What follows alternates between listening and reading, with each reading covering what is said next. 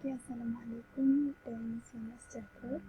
Nama saya Nabi Syahidah binti Muhammad Samri, nombor metrik 3086, dan pensyarah Wan Ahmad Fuad bin Ahmad Kamil, bagi subjek MPU 2163, pengajian Malaysia 2, yang bertajuk Malaysia Merdeka melalui perjuangan berdarah dan tidak berdarah.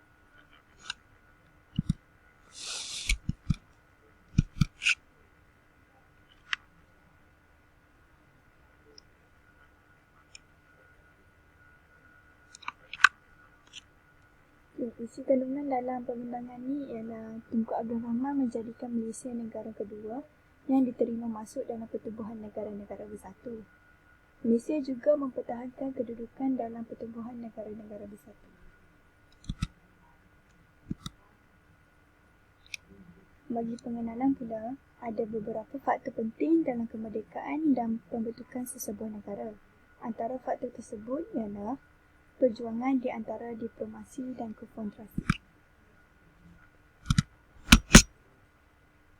Perjuangan pembentukan Malaysia secara berdarah dan tidak berdarah bagi saya terlalu sensitif untuk diperkatakan, kerana umum mengetahui negara kita berjuang memerdekakan Malaysia dengan darah dan membentuk Malaysia dengan tidak berdarah. Dekat sini saya lebih gemar meletakkan ungkapan diplomasi mewakili tidak berdarah dan konfrontasi yang tegas dengan perjuangan berdarah. Di sini suka saya tegaskan bahawa pembentukan Malaysia terutamanya selepas kemerdekaan tanah air kita pada 31 hari bulan 8 1957 adalah lebih cenderung ke arah diplomasi berbanding konfrontasi. Di sini saya akan buktikan mengapa Malaysia terus berjaya dengan taktik diplomasi ini dengan membandingkan sejarah awal tanah Melayu dan pembentukan Malaysia membentuk hubungan dua hala selepas kemerdekaan dengan negara-negara lain sewaktu bergelut dengan sikap konfrontasi Indonesia.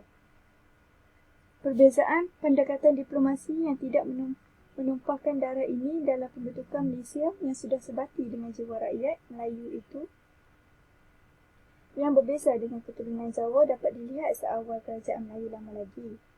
Perbezaan pendekatan dapat dilihat melalui semangat penaklukan dalam Sumpah Palapa Gajah Mada iaitu Majapahit berbanding semangat pragmatisme oleh Tun Perak di zaman Kesultanan Melayu Melaka yang berbunyi daripada banyak seteru lebih baik banyak sahabat.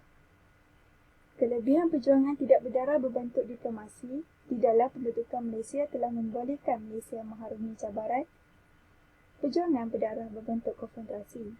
Di antaranya ialah sewaktu pasca pembentukan Malaysia pada tahun 1963, negara Malaysia kekuatan ketenteraan Malaysia tidak sekuat Indonesia. Malaysia membalas serangan konfrontasi Indonesia dengan serangan diplomasi. Tun Abdul Razak telah bersusah payah mengadakan kunjungan hormat dan menjalinkan hubungan diplomasi untuk melawat berpuluh-puluh negara Afrika dan Asia dari tahun 1963 hingga 1965 bagi mendapatkan sokongan kepada Malaysia.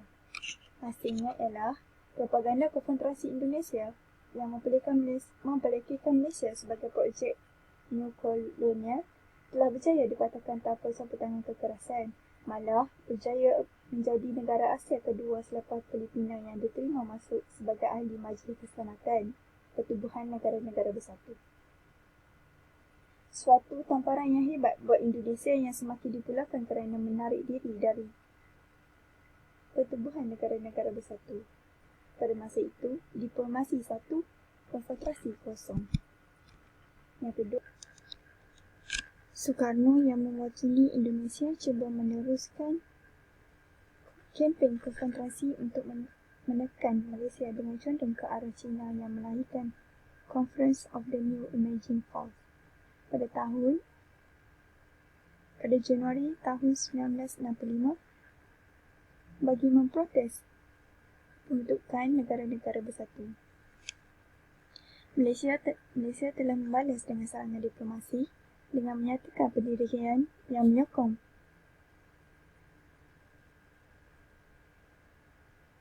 Pertubuhan Negara-Negara Bersatu dan menekankan kepentingan kerjasama di antara negara melebihi kekerasan dan provokasi.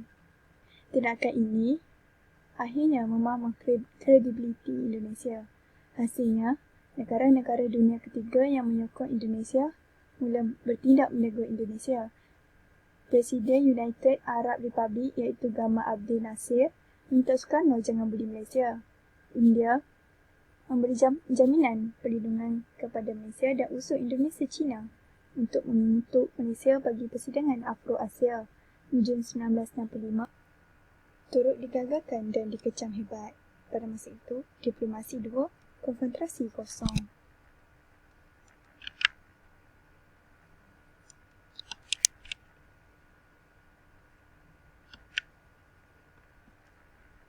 Yang ketiga, pada tahun kemuncak demonstrasi pada tahun 1965, di saat Indonesia menzahirkan perjuangan berdarah berbentuk konfrontasi melalui kempen Ganyang Malaysia, Sukarno dengan angkunnya berkata, "Semangat kita baja, peluru kita banyak.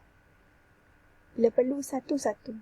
Malaysia sebagai negara yang melindungi maruah dengan diplomasi dapat dilihat melalui kata-kata Tuanku Abdul Rahman ketika dipaksa memijak Pancasila, iaitu bendera Indonesia, oleh sekumpulan pemuda-pemuda yang berdemonstrasi terhadap Indonesia pada tahun 1965 yang berbunyi, "Awaklah hampa buat aku macam ni." Sekalipun ingin dengayang Indonesia, Malaysia masih terus berlembut, berbudiman dan berdiplomasi. Pada masa itu, diplomasi 3, konfrontasi 0. Akhir sekali, kelembutan tetapi tegas di dalam perjuangan tidak berdarah bernama diplomasi telah berdekat mengangkat Malaysia di mata dunia sebagai negara yang mencintai keamanan. Inilah senjata Malaysia di segenap ruang Nusantara dan antarabangsa.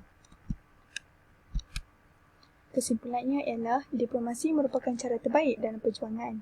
Ia memerlukan seseorang yang sangat berkarisma, bijak dan berani untuk menjadikan seorang yang diplomasi yang berjaya. Walau bagaimanapun, konfrontasi merupakan faktor yang sangat penting dalam perjuangan kemerdekaan. Adalah lebih baik kita bersedia dengan konfrontasi di sebalik diplomasi.